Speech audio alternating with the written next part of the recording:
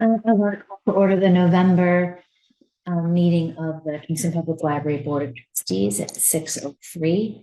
In attendance, we have trustees Lee Lewis, Emily Bruce, Jen Quackenbush, and myself, Emily Curtin, as well as Library Director Cologne. The first thing on the agenda is approving minutes for the past 2 months, but given that we do not have the correct quorum to do so, we will table it and we will be ideally voting on 3 sets of minutes at our December meeting. So that brings us to position updates as the first item on the agenda. Okay, so just an update of the position. So as you all know, we had 3 vacancies here at the library. We 2 of the positions have been filled, the library technician position, as well as the teen librarian position. This afternoon, Emily and I met with a candidate for the head of youth services position. And so we'll be, discussing that applicant further, but that process is moving along. Thank you. Any questions? All right, not seeing any. Then the next item on the agenda is policy on solicitations and posting. But given that we are light on numbers this evening, I think it makes most sense, as Director Cologne guided us to table it for this evening and wait until we have the full board for discussion. But you'll be getting additional materials to go with what's already been sent out. So the ADA survey results then would be up next. Okay. So with that, the town had applied for a grant that paid for an ADA survey of the town properties and buildings. And what this was, it was conducted. I met with a couple of the members from the agency that did it. They walked around the facilities. They checked out sitting areas, the pressure of door closures, the height of things, and what have you. So those results have come back. Both the library and the Adams Center has, laundry list of things, some being very minor things, such as the placement of hooks on the back of the stall doors, that they need to be no more than 48 inches high, due to if somebody was in a wheelchair or something like that and could not reach. So there were simple things like that.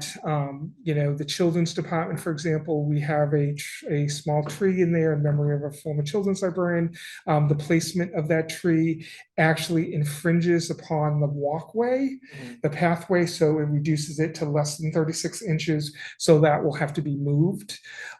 So I have, been talks with facilities to let them know that I'll be working on these quick and easy things to take off their list, and they can look at the bigger things. Some of the bigger things does involve the sidewalks and walkways leading to the library parking lot.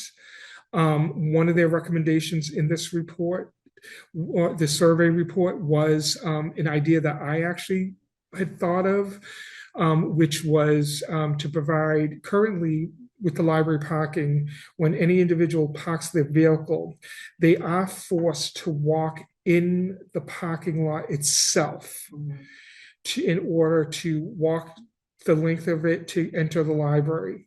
And I thought that if we were to reduce the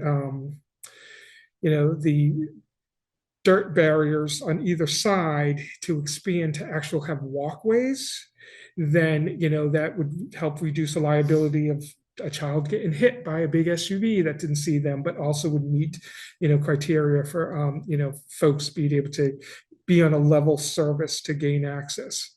The flip side with that, of course, is that winter times it's going to be more maintenance and a huge investment to do that. So while this agency that did this survey reported these things to us, they're not actually reporting agencies. Basically, we're not getting in trouble for this.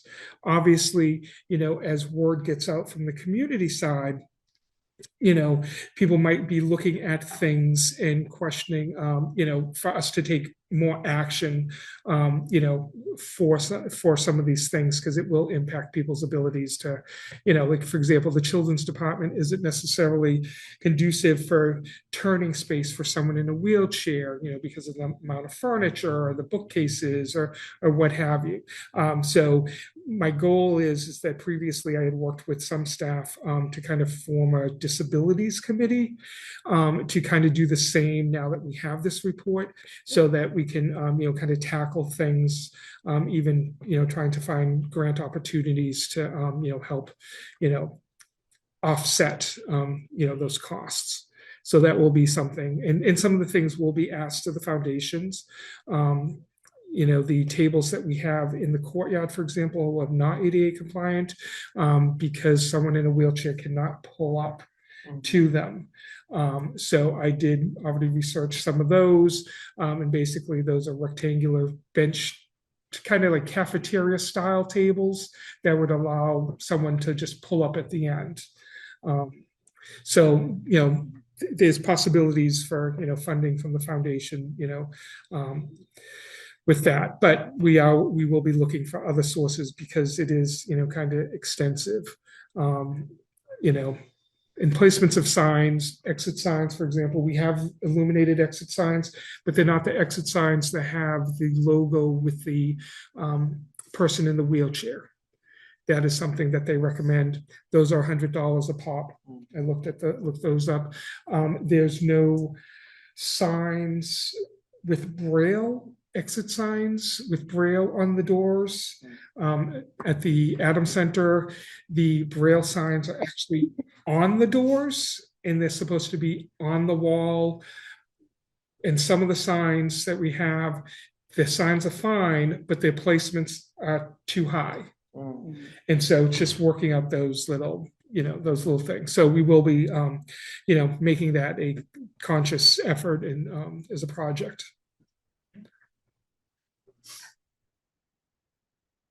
The next item on the budget is the draft fiscal year 2027 budget that we have in front of us here.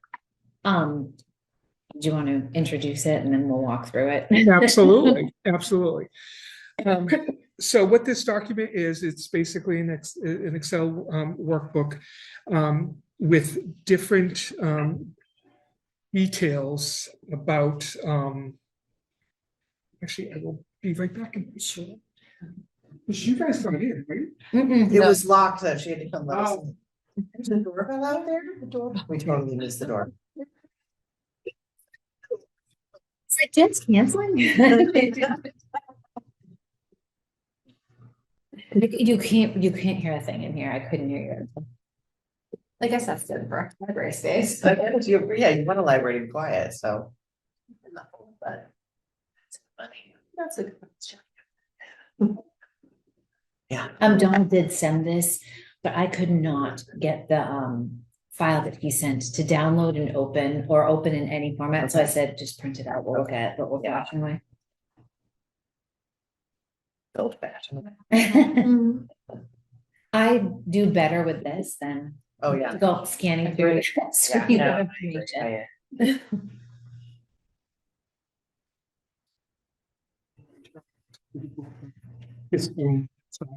Oh, he's so lucky, because usually Exactly. Okay. All right. So to get back to the budget, the first part of it is the actual budget request with comparison. And what this is, it lists each of the individual accounts, from salaries to some of the other monetary benefits, such as longevity, sick leave buyback, and the other accounts from programs, office supplies, books and materials, software subscriptions, dues and memberships, which is for what OCLN's membership comes out of. And so all the miscellaneous different accounts that we have. So listed here is the fiscal 26 budget. So that is what we are currently in. And then the next column is the fiscal 27 request. And then when we go further down, so this workbook, so let me just back up. This workbook of information is going to be shared with like the Finance Committee, the Board of Selectmen, because we had been asked to create a narrative of our accounts so that people would be able to better understand our needs. So I had constructed this. So the next section is the staff and outlining positions, what the current salaries are, what the fiscal 27 requests are, any notations on the right-hand side.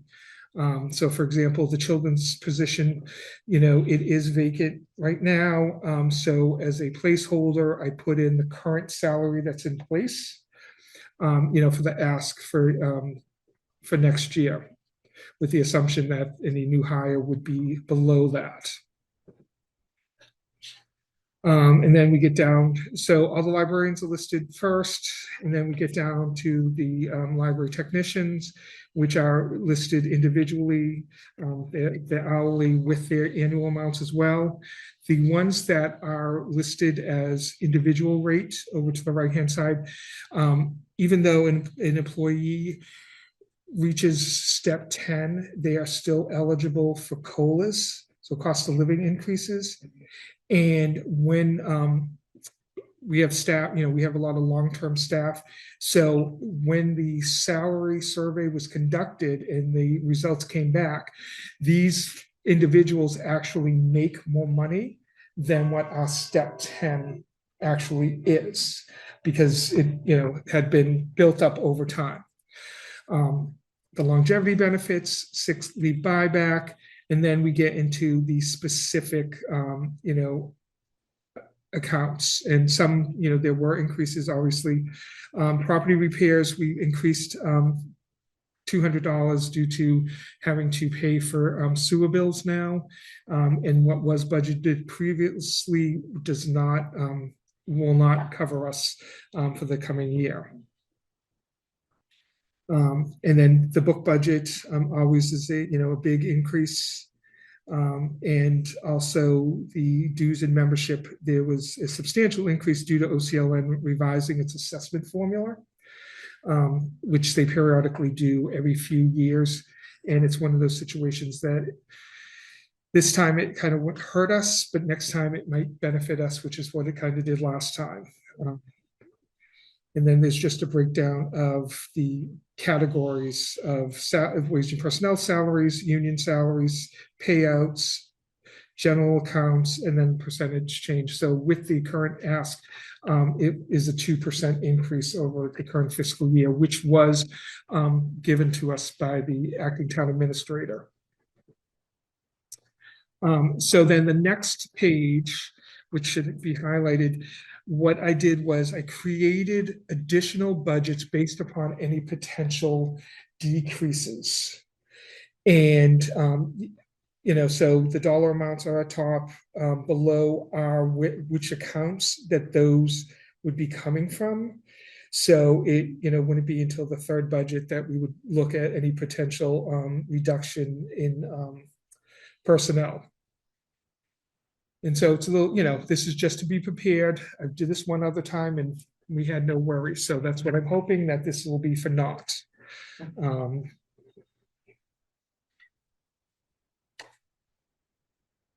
Right. And the next page is actually the actual accounts that give the actual explanation of what that account is for. So whether it's personnel salaries, so that it's for the employees covered by the wage and personnel bylaw, longevity, which is a benefit to eligible employees who meet longevity benchmarks, postage, funds for postage for notices and bills, and all the other accounts as well. And this was the thing that I had done last year when there had been a question about our budget with the Finance Committee, which was something that clarified some of their questions. So hopefully, this will give the details that they need. Then the next page is staff description, because that was also kind of an ask that they had, was that we outline the positions, what the staff actually do. And what I did was I also included whether or not they were full-time or part-time, and their tenure. For the point of showing that with long tenure comes substantial time off, which means shifts that need to be covered. So with the staff, because we are open more hours than we were pre-COVID, but even with that, we are still down one library technician at 33 hours compared to pre-COVID times. So we are kind of doing more with less.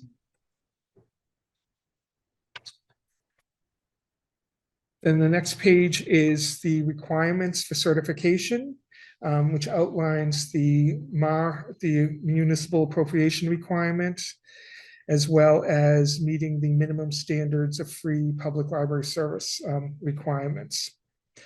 I also note to the groups that up to 10% of the library's materials budget can be used to purchase technology for direct patron use.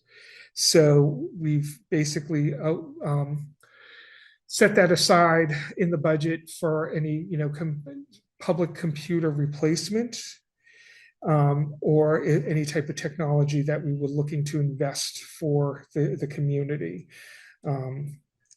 And as far as the materials budget expenditure requirement, a portion of the OCLN membership does go to that. So that kind of offsets it. I think last year they calculated for the actual budget, it was at like 15.5%. And in finance had questioned where was the difference, and that was because it was in here. So for example, our investment in Overdrive, that's part of the OCLN assessment, which that's like $4,000 or $5,000. These things here make the budget for the library different in presentation and just in general for people who sit on FinCom, for people who are on the Board of Selectmen, when trying to understand how it works. So the way that Donald has set it up is fantastic, because now we also have a guide. So if someone asks about the budget, which as we go into budget season, they may, especially if they know you're on the Board of Trustees, then you'll be able to explain what's going on. Yeah, this is great. Very helpful. And then the next thing is, and I just want to back up one thing, as far as like the regulations, those are done at like the state and federal level. So on the ground, lots of librarians will argue the point that we don't need, this much percentage for materials in my particular library, what have you. They'd much rather use it for such and such. Really, over the years, it's been kind of complained about even within us, and nothing changes. So just to put out there that, we can voice concerns that the community might have, make requests, but it is something that we would like to see restructured as well. Just out of curiosity, is there a member that sits currently on FinCom that understands the MAR the way that we have had members in the past who clearly educated themselves on it? So currently there was one member on FinCom who was one of our people 2 budgets ago, and it was explained then. But I'm prepared to do a whole full presentation. That's what I used to do in previous library, because this is information that's basically shared once a year. So to expect, like volunteer committees, people change, people forget, oh yeah, we know you have regulations, but I don't remember what specifically regulations. Take the chance that someone understands. Exactly. Makes a decision without that knowledge. Exactly. Well, So, and I'm all about, yeah. Informing as much as possible. So yeah. All right. And so then the last piece of the pie is the external funding sources. So an explanation about state aid and what the funds, how the funds are earned, what the the funds are normally used for. And then we also have listed the Kingston Public Library Foundation, which is our fundraising arm. But as I outlined in this explanation that neither myself nor the library trustees have oversight of these funds, and support is not always guaranteed. So while we may have asks for one reason or another, they may be declined. Whether it's something, we come up with an idea, but it's not something that's inclusive in their bylaw. When I first started here 4 years ago, I had made a capital ask, and capital wasn't in their bylaw, and it was since changed to include that. But it is also the danger that I think the town has seen with one-time funding sources. Is that we can go to these outside groups and ask for funding, but there is the potential that next year that funding's not going to be there, so we can't rely on that. But also there could be undue influence that could happen. Whether it's, we want to purchase something in the library of things, and the foundation members say, well, we want to pick what things they are. Whereas we're like, well, we know what we want. So it just, can end up adding more, cooks into the kitchen. So we also have the Friends of the Kingston Library, which is a small group of residents. Currently we have 2 that do the ongoing book sale, which, helps with, summer reading prizes, as well as supporting the museum passes that the library has discounted passes for. But also, I know in the future that an ask had been made that they help fund the purchase of seeds for the seed library, as we're finding that many of the agencies that offer those are preferring to work with actual 501c3s for nonprofit organizations versus a municipal organization. So they'll be helping, with that purchase. And the last thing is gifts, which is, financial donations or gifts that are processed. They're generally processed through the foundation. However, sometimes library donations we receive them directly. And generally these donations are extremely minimal and usually come with specific requirements, such as here's $25 to buy a couple of new Curious George books or something, which, we don't normally respond to donations that come with requirements. But if it is something that's in line, like obviously that would be a reasonable ask. Obviously, if it was a case of we want you to make a special Emily Curtin collection, because we, donated this $20, if we don't have the shelving, yeah. So, yeah. So, so those are the outside funding sources, which once again have to reiterate that they're not always guaranteed. So seek them, as to rely on them annually would be improper. While we know that we're entering a tough tax season, not tax season, I'm sorry, a budget season, we have to work with, the pie, the municipal pie. That is what we have to look at. We can't look beyond that. And if a slice is cut a little smaller, we may then have to look at other sources. But for the time being, we go into the process saying, I'm going to get my full pie and hopefully some Cool Whip. Thank you. I appreciate this, the way that you set it up and broke it down and walked us through it. Because I find this to be the most intimidating part of sitting on the board or being involved with the library at all, is the budget aspect of it. So this makes it a lot easier. Did anyone have any questions about it, or? Okay. Then we are on to the vote. And we're off to the races again. Okay, so I'll just touch upon a few things. So since our last meeting, we did have our annual book and treat program over at the Recreation Center. Parker, the teen librarian, assisted with the program. I do think that this year attendance was a little less than it has been in previous years.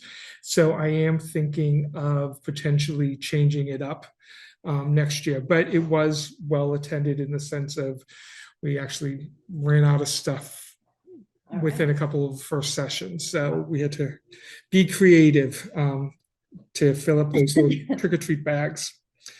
So I am working on the Luminaries program. I have reached out to the community organizations that have participated in the past so that we can once again update the poster that will be provided to the organizations, as well as the information that will be posted to the town's website that has the outline of the map for parking and the route, as well as the times, because everyone does everything a little different. Thank you, Emily, for responding to me. So far, you're the only one. Well, I'm still working on confirming that, but I think we will do all those things. So, just FYI, not totally pertinent to your report, but this might be the last year of the Clydesdales. Oh, okay. The hay ride. Do you guys know the guy who does because apparently it's a fund that was set up in memory of his son who died, and that fund is almost empty. So the church doesn't control it at all. Right. He just uses our driveway. So part of me wants to do a fundraiser to keep the Clydesdales going, but I don't think I can take that on, but we'll see. We'll see. Anyways. Okay. I'll let you know when it's confirmed. Okay. Okay. Likely. All right. I did look into getting a little holiday train. Well, because we don't have Santa Claus, so I got to come up with something. But it was a 4-hour minimum, and it was $1,800 for that. So I said, let me check with other people, and I'll be back. But so there are still ideas in play as far as that is. I've worked with OCLN as we get into more internet security. The libraries are being forced, not only do we use multi-factor authentication to get into our regular local computers, we now have to use similar devices to get into our OCLN Google workspaces, so basically our Google emails. So I am in the process of working with OCLN to set it up. We did hit a snafu because of the Windows Hello being deactivated on the town computers. It would not allow the ability to use these things called the UB keys. They're like little flash drives that when I go to log in, I have to plug it into the computer. It wouldn't allow that to be utilized. So we've figured out that was the issue. So we have the workaround. So we're now waiting for those keys because we do have to purchase them ourselves. OCLN does not purchase them, and they're $25 each. And I have to get 10 of them. So we'll be looking at, so we're getting one in, testing it for me. And if it works, then we'll order the next 9. Let's see. As I had mentioned in another update, I conducted interviews for the head of youth services librarian position. I met with the staff from Hive Class and Playguard and Prep to prepare the launch of these services on November 1st, and all has been going well with those. I will, on the 1st of the month, be emailed statistics. So I won't have statistics for those until December 1st. We had a staff meeting which provided training on cybersecurity, transgender allyship, sensitivity training, updates about state database services due to cuts, and a general departmental meeting. I attended the special town meeting, worked on the budget, as you know. I did reach out to the Kingston Garden Club, asking for if they would be open to creating a couple of holiday themed arrangements for us for luminaries, and they responded absolutely. So they will be coming that day with 3 arrangements that we will place around the library. I have begun assessing the staff computers for replacement. So unlike the materials budget that we can use we can use to purchase patron computers, we do not actually have a funding source for the staff computers. When we had an IT director, it came out of IT budget. But now that we have a consulting firm, things are a little different. So I will just say that some of the computers are at 16 gig memory, others are at 8, and some are, the teen computer, for example, has like 900 and something megabytes left on it. So computers are just not working properly, slow responses, freezing up, things like that. So I'll be working with IT, and the thought is that we will have to utilize state aid to make those purchases. Yeah, there have been computer issues. So we've had a couple of issues with the HVAC system. The displayed temperature on the website does not match up with the actuality, i.e. we have portable thermostats that, that we move around, and they, are 4 to 5 degrees off. So in some ceiling units, we're just blowing cold air. So we, so we reached out to facilities, and they did have air masters come and take a look at things. I don't believe that they found any issues, as nothing was reported to me. So we're just kind of keeping an eye on that as we get into the colder temperatures. We'll just have to put throw blankets around the place. Sure. Which budget will that come out of? Yeah. That's it. You know what? Just, you ladies can start a knitting group. In that. Exactly.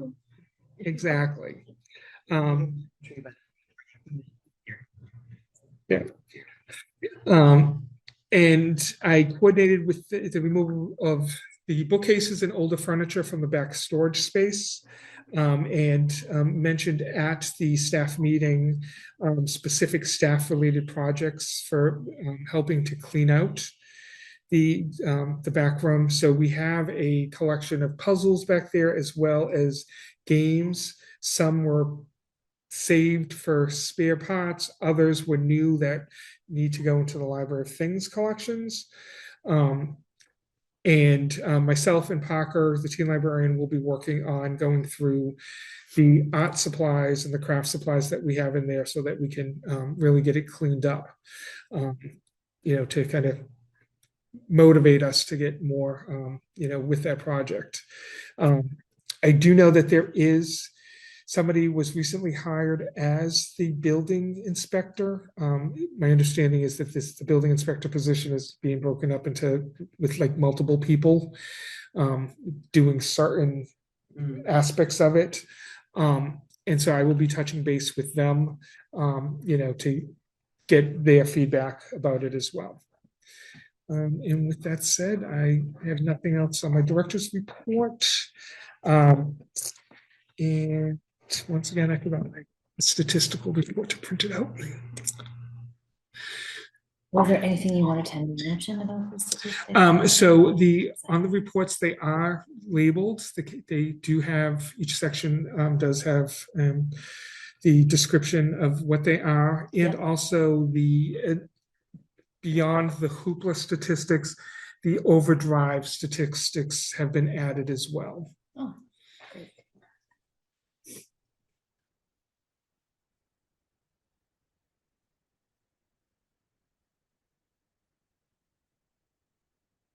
Everyone has it in there.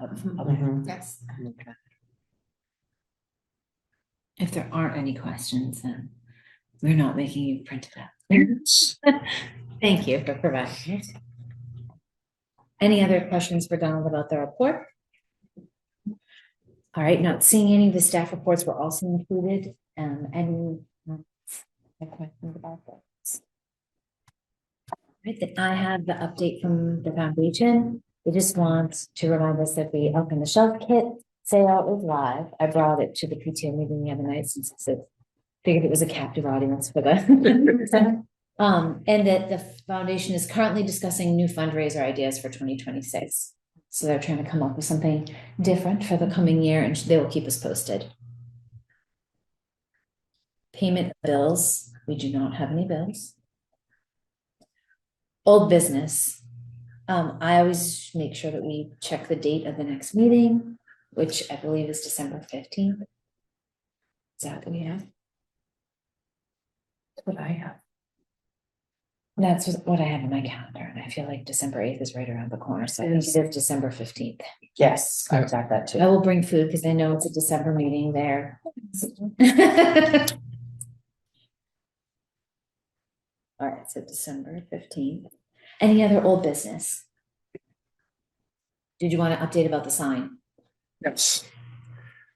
2 months. Again. So I reached out to the company last week and was like, hey, I have a meeting next week, board meeting. Do you have any updates for me? Oh yeah, we just got the second part in. So we're looking to do this. All will go well. It'll be scheduled a couple weeks out, blah, blah. So when you add up everything, it's 2 months. So. Well, thank you for that. Patience is a virtue. I want to have banners made to just hang on the sign, just so there's something there. Wow. Any new business? All right, not seeing any. I'll take. To adjourn. I move we adjourn the meeting at 6:40 p.m. I'm second. All in favor? Aye. Thank you very much. Thank you.